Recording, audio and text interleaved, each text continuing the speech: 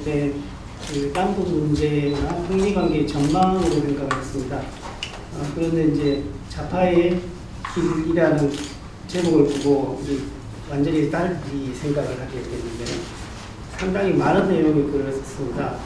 그러니까 지금 현재 북미 관계의 화해, 관계 개선이라는 것을 어떠한 역사적 맥락에서 이해해야 되는가라는 것을 이야기해야 되지 않나 하는 생각이 들었습니다.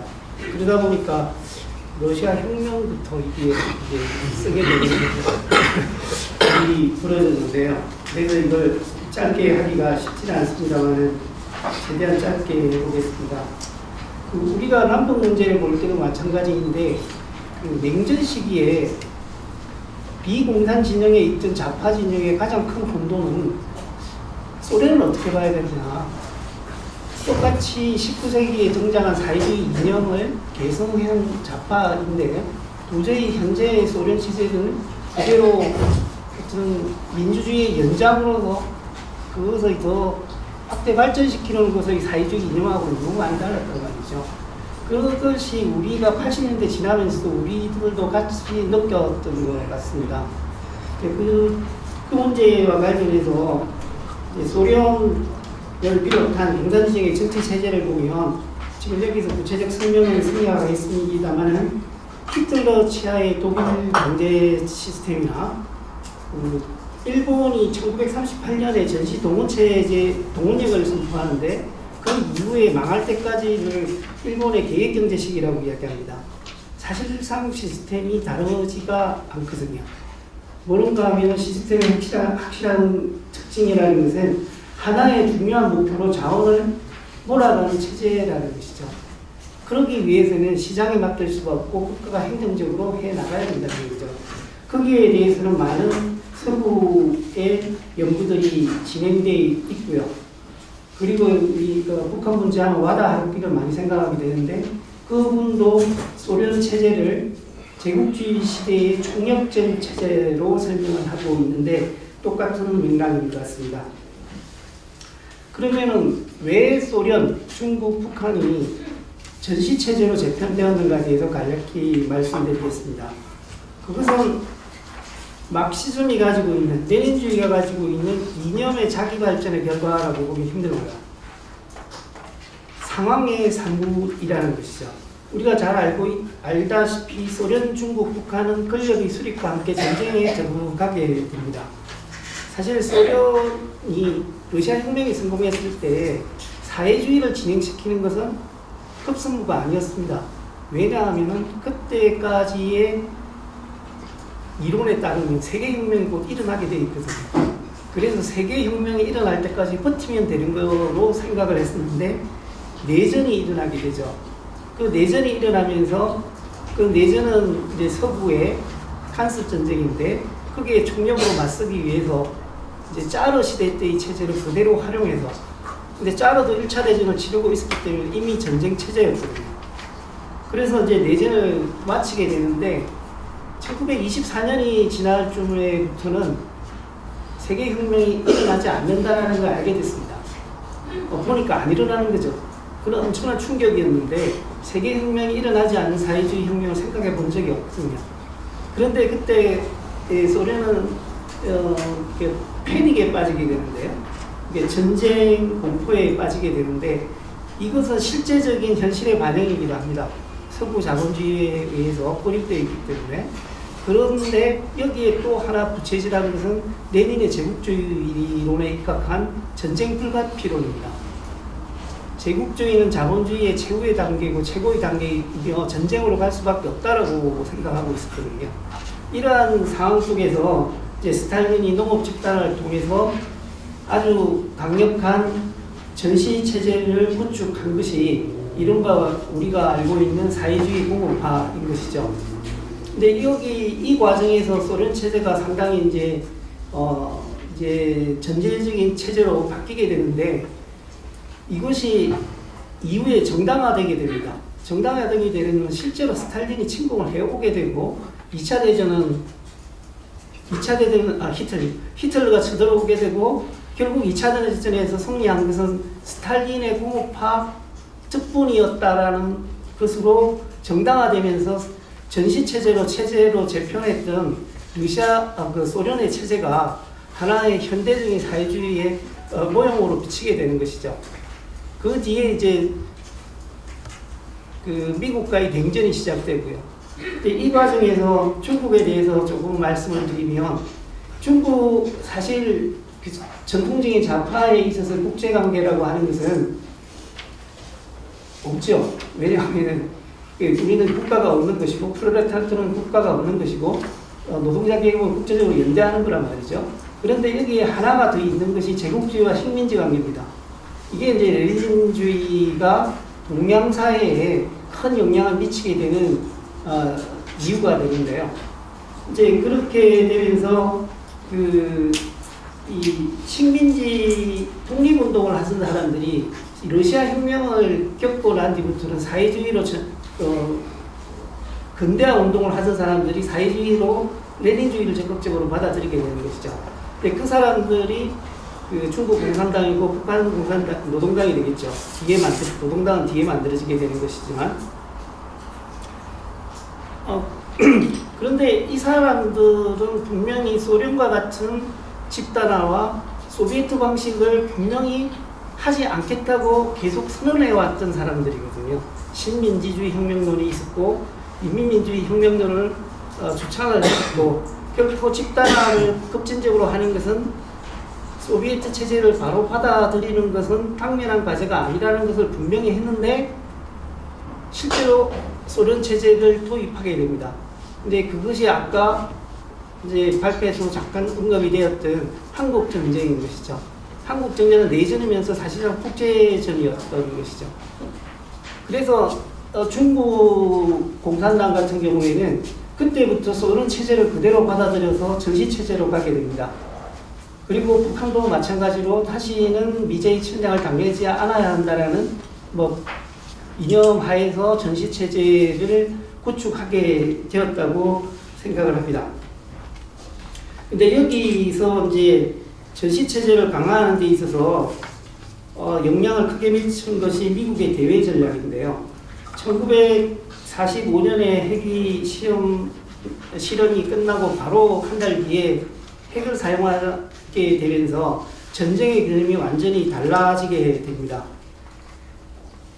거기에 대해서 이제 소련은 보복 능력을 갖추는 방식으로 대처했지만, 중국과 북한은 단기간에 그러한 보복 능력을 갖출 수 없었기 때문에 특별한 방식으로 대응을 하게 되는데, 그때 마오주의가 이제 실제적으로 재창이 되게 되는데요.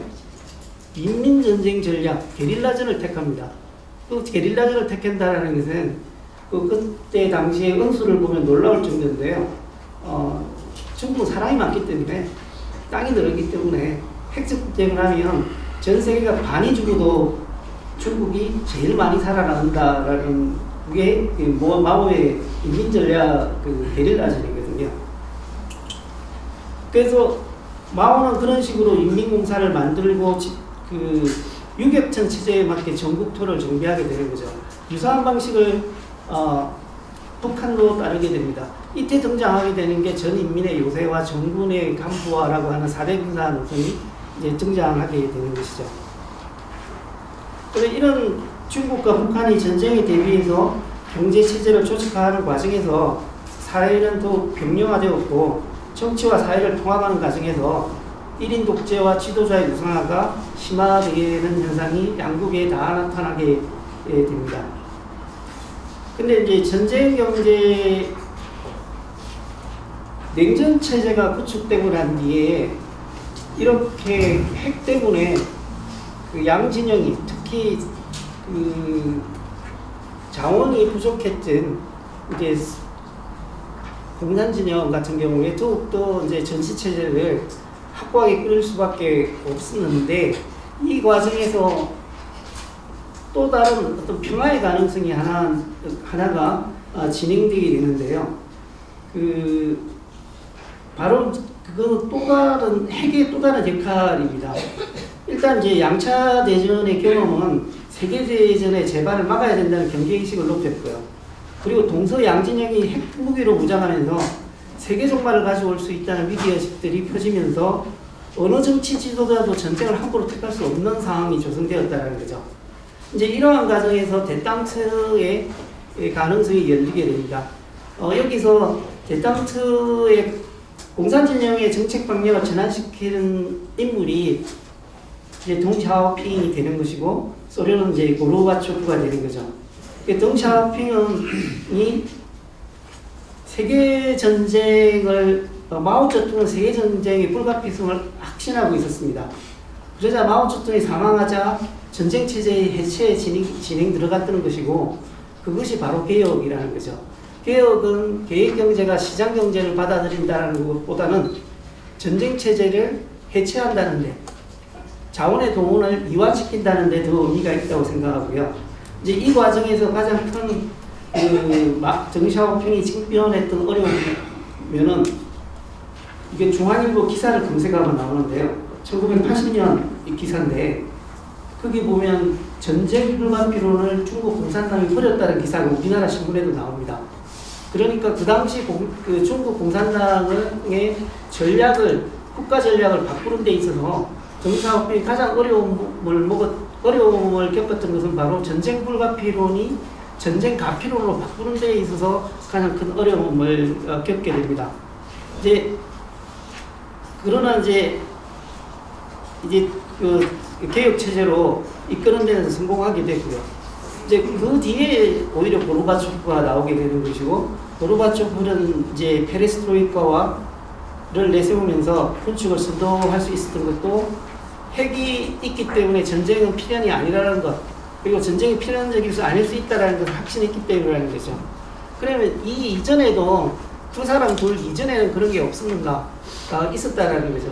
우리 스탈린이 죽고 난 뒤에 말렌코프가 등장하는데, 말렌코프 같은 경우에 우선은 건축을 주장합니다. 근데 실각을 당하게 되죠. 후르시초프에 의해서요. 근데 후르시초프도 실각을 시켰지만 자기도 평화공정론을 이야기하거든요. 근데 결국에 가서는 브레즈네프한테 64년에 가서 실각을 당하게 되죠. 그러면 중국에도 그 비슷한 일이 있습니다. 전쟁을 확신했던 마오주의자들이 있고, 유사우치나 펑드하이 같은 경우에는 핵은 소련에 의존함으로써 전쟁을 막을 수 있다라고 생각을 했던 것이고, 그래서 그 사람들은 경제발전에 자원을 투자하는 것을 더 선호했고, 그것이 이제 개혁파로 뒤에 이어지게 되는데, 그것이 1960년대에 실용파들의 등장이거든요. 그런데 이 사람들도 정치적으로 심각하게 됩니다. 심각하게 되는데, 그것은 뒤에 이제 결론에서 말씀드리려고 했던 것인데, 두 개의 체제의 대립이 격화된 상황에서 그거 화해를 주장한다는 것과, 그리고 식민지 경험이 있는 사람들이 경험이 있는 사람들 간에 그것을 결정하는 것은 이게 국가 존립에 대해서 어떤 입장을 취하느냐의 입장 차이로 가기 때문에 그 노선 투쟁이 격렬하게 될 수밖에 없는 그런 상황을 마련한다고 생각하는데, 이제 그런 맥락에서 이제 좀 마무리로 나보면요. 북한도 분명히 1990년대 초반까지, 그러니까 80년대 말 소련이 붕괴하기 전까지는 전쟁 불가피론이 지배적이었던 것 같습니다. 근데 소련이 붕괴했고, 그리고 중국도 개혁 개방으로 가는 과정에서 북한은 이게 아까 발제하신 내용에 약간 의견이 다를 수 있을 것 같은데요. 1994년에 북미 기본 합의를 했고요. 그리고 이제 김영삼 대통령과도 사망을 해서 승사는 안 되지만 정상회담을 했단 말이죠. 이때부터 관계 개선의 의지는 분명히 있었다라고 생각이 듭니다.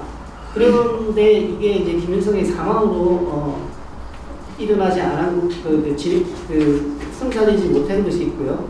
그 이후에도 경수로 지원 사업을 통해 가지고 2000년대 초반까지도 북미 관계, 남북 관계가 개선되는 방향으로 나갔는데, 여기서 어떤 돌발적인 상황이 하나 있었다고 생각하는 것이 오늘이 9.11인데요. 바로 9.11입니다. 2001년 9.11이 발생하면서 그 북한이 악의 축의 하나로서 그 지명이 되는데요. 이때 악의 축으로 굳이 들어가야 할 필연적인 이유는 없었는데 이것은 우연인 것 같아요. 우연이라고 말씀드리는 것은 시스템적인 필요성은 있었던 것은 아닌데, 필연성은 있었던 것이 아닌데, 그 부시의 이념적인 편향이라고 생각이 들고요. 그리고 악의 축을, 이거는 제 개인적인 생각입니다만, 이란, 이라크만 삼다 보면 이 아랍권에 대해서만 악의 축을 선언한다는 인상이 있기 때문에 후색 하나 맞춘 것이었다라고 저는 생각이 듭니다. 그런데 이것이 경수로 협상을 완전히 결렬시켜버리고 하나의 가능성이 되어 있었던 해외 점진적인 평화적인 핵 문제 해결의 길이 막혔다라는 거죠. 근데 이때 2001년 그리고 2008년 2003년이죠. 이라크의 후세인이 무너지게 되고 2008년에는 가다피가 무너지게 됩니다. 여기에 대해서 부정적 인식을 받았던 것이 현재까지 작년까지의 핵무장의 논리가 아니었나라고 저는 생각을 하고 있고요. 그러니까 하회와 무력으로 지킨다라는 것들은 양쪽 다 선택지를 가지고 북한은 진행되고 그 핵을 개발하고 있었다라는 거죠. 그러면 이제 왜 지금 와서 이것이 해결되느냐? 그러면 촛불 이후에 민주정부가 들어섰기 때문이냐? 이것도 좀 아니다라는 생각이 드는 것이요. 이것은 2015년에 아시안게임이 있었습니다. 아시안게임 때 난데없이 3사람이 나왔거든요. 그게 2014년인가요? 그것이 박근혜 정부와의 대화의 제스처였다고 생각을 합니다. 그런데 그 대화의 제스처를 박근혜 정부는 위기의 징후로 읽었던 것 같습니다. 근데 박근혜에 대해서 기대를 할 수 있었던 것은 예전에 박근혜가 김정일을 만나러 북한을 갔거든요. 그래서 그때 무슨 이야기를 했는가에 동영상을 보여줄 수 있다라는 북한이 주장한다는 이야기도 뭐 전해 들은 적이 있는데, 그래서 박근혜에게 상당하게 기대를 하고 있었다고 그런 기대가 표현된 것이 2014년에 아시안 게임 때 박람회였던 것인데, 남한 정부가 이념적이든 아니면 정세 판단에서 북한의 제스처를 읽어줄 여유가 없었던 것 같습니다. 근데 이것이 이제 그 촛불이 일어나고 정권이 바뀌면서 그것을 해석해 줄 수 있는 남한의 민주정부가 들어선 것이죠. 그리고 저는 핵개발이 촛불 때문에 조금 덜 됐다고 생각하거든요. 촛불이 없었으면 1년 뒤에 그 정권이 올 건데 정권이 좀 일찍 왔다는 거죠. 자기들의 대화 제스처를 받아준 사람들이. 그래서 마저 마지막 실험 안 하고 우리는 핵 완성을 선언한 거 아닌가 하는 개인적인 생각을 가지고 있습니다. 그것이 계기가 됐던 것이 바로 동계올림픽이었던 것이고요. 결국은 역사적으로 쭉 살펴봤습니다만은 그 사회주의 체제 근대로 들어오면서 서구에서는 이제 민족주의가 형성되고 민족국가가 형성됩니다. 민족국가가 형성된 것이 내부적으로는 민주주의를 이루어 나가지만 외부적으로는 제국주의적 팽창을 하게 되고요. 이런 제국주의적 팽창이 비서구 지역의 민족주의를 자극했고 그 민족주의적 흐름이 내년의 제국주의론의 영향을 받아서 사회주의를 수용하는 방식으로 근대적 민족국가의 수립운동으로 발전했던 걸로 여겨집니다. 이러한 것들이 전 세계가 그러니까 민족국가 간의 각축전으로 바뀌었던 것이 바로 냉전체제가 아닌가. 그럼 냉전체제는 결국 민족국가 간의 경쟁 과정에서 큰 국가동맹, 러시아를 중심으로 하는 국가동맹과 미국과 유럽을 중심으로 하는 국가동맹 간의 큰 전선이 냉전이라는 이름으로 있었던 것이고, 그것이 자기 체제를 합리화하기 위한 것으로서 한쪽은 자유민주주의를 주장했고 시장을 주장했고 한쪽은 막스의 담론을 이용해서 전쟁 체제인 자기 체제를 합리화했던 것이 이제 냉전의 체제고 그것의 하나의 중요한 요소로 있었던 것이 북한이었다라는 거죠. 그래서 냉전 체제가 해체되면서 전 세계적인 전쟁 체제는 해체되고 있는데 북한은 90년대 이후 지금까지 계속적으로 특수한 상황 때문에 아까 94년에 실패했던 것 그리고 2000년에 있어서의 9.11 그리고 뭐 미국과 한국이 북한 문제를 보면은 이 정권이 계속 어긋났습니다. 그러니까 이 클린턴이 들어왔을 때는 우리가 보수 정권이었고요. 그리고 우리가 상당히 북한의 전향적인 정권이 들었을 때는 부시였고 이게 어긋나는 상황들도 남북 관계가 좀 조기에 풀릴 수 없는 상황을 조성했던 게 아닌가 하는 생각을 가지고 있습니다. 결국 이제 결론을 말씀드리면요. 그 냉전 체제는 민족 국가 간 각축이 벌어지는 과정에서 형성된 국가 동맹 간의 대립의 한 단계라 할 수 있겠고요. 결국 비자본주의적 발전을 전망했던 좌파 이념은 민족 국가들이 격렬하게 대립하는 과정에서 성장한 극단적 체제를 이데올로기적으로 합리화하는 도구로 전락했다고 생각합니다. 그렇다면 미국과 북한과의 관계 개선의 의미를 어떻게 평가할 것인가? 그러니까 민족 국가 간 대립이 야만적인 전쟁으로까지 확대되었던 시대와의 단절로 평가할 수 있을 것 같습니다. 달리 말하면 전쟁까지 감수했던 제국주의 시대를 청산하는 과정이라는 고점은 분명하지 않나 생각을 하고요. 근데 여기서 전쟁의 상황은 관영 국가들의 사회 내부에 하나의 극단적 논리가 일방적으로 관철되는 것을 주장했고요. 특히 경제적 영향이 상대적인 열세에 있었던 공산진영 같은 경우에서는 군사적 경쟁을 대등하게 벌이기 위해서 그 체제가 더욱 통제나 왜곡의 측면에서 이전의 사회적 진보마저도 후퇴시키는 결과를 초래했다고 봅니다. 따라서 북미 및 남북관계 개선과 평화 정책은 사회 경제적 진보를 가로막던 민족 국가 간 극단적 대립을 청산한다는 데서 의미를 찾을 수 있다고 생각합니다. 네, 이상입니다.